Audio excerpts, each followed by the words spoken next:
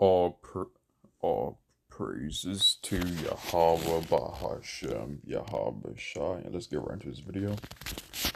The Ottomans.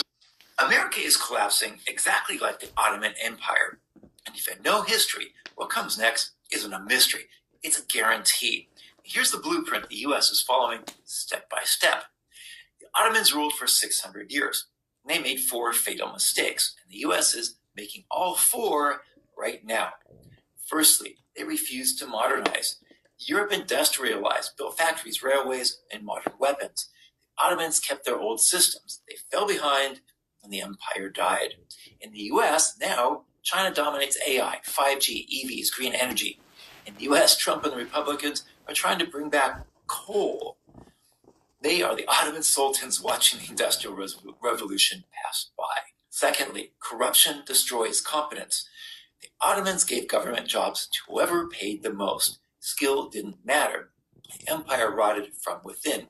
And this is exactly what Trump is doing today. Unqualified politicians, loyalists running federal agencies. This is how empires die. Thirdly, borrowing money they can't repay.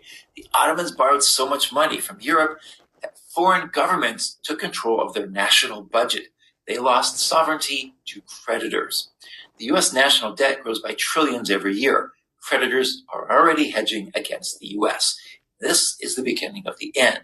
And fourthly, the empire split apart. Ottoman provinces stopped obeying the capital. They pursued their own interest, and the empire splintered into pieces. In America, states are running their own immigration, healthcare, voting laws, because the Trump Republican regime is a failed government. The Ottomans had 200 years to see this coming, and they did nothing. In 1922, they were gone. The U.S. does not have nearly that long. So the question is, how long do you think the U.S. can last? Let us know in the comments. And the answer is the U.S. cannot last much longer. Now, the lesson of this video will be expect society to change. Right? We are now going into a time period where we are now going to have to deal with the new reality of how things are going to be in life. Right? So we know that we have the Iran war and America and Israel going at it. Slovakia, we know that that's going to turn into a regional war. Now, I'll say this. Even though it's turning into a regional war, we also need to know the consequences of what a regional war would be, which would be mass inflation, higher gas prices at the pump, especially with the Strait of Hormuz closed, right? And incoming draft.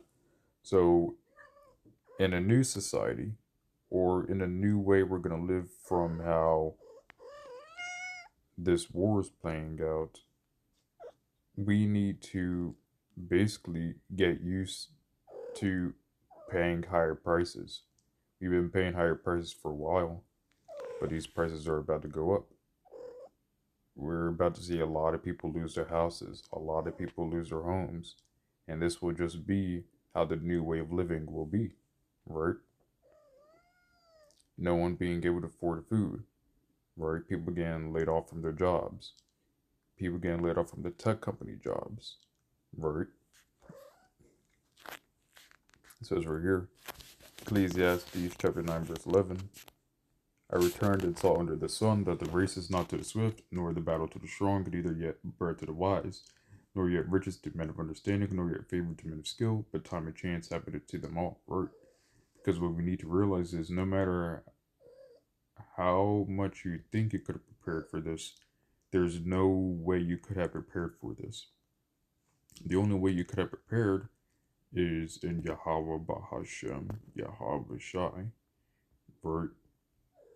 You have people that you have doomsday preppers that have their bunkers, stocked up a lot of food,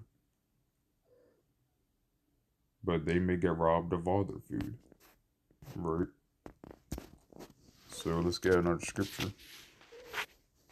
Daniel chapter 4 verse 17. The matter is by decree of the watchers and the demand by the word of the holy ones.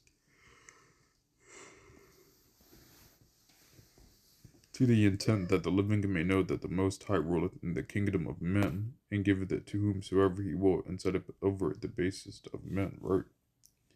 So Yahweh gives the kingdom to whoever. And we know that according to Esau's kingdom, with how things are going to be in society from now on, higher prices, layoffs, famine, we know that Esau's kingdom is very near to being done. But before we go to the end of Esau's kingdom, we're going to have to deal through some tough times. This is why it's very especially important to, seek Yahweh Bahashem Yahweh Shai. So if this lesson was edifying, all praises to Yahweh Bahashem Yahweh Shai. Shalom.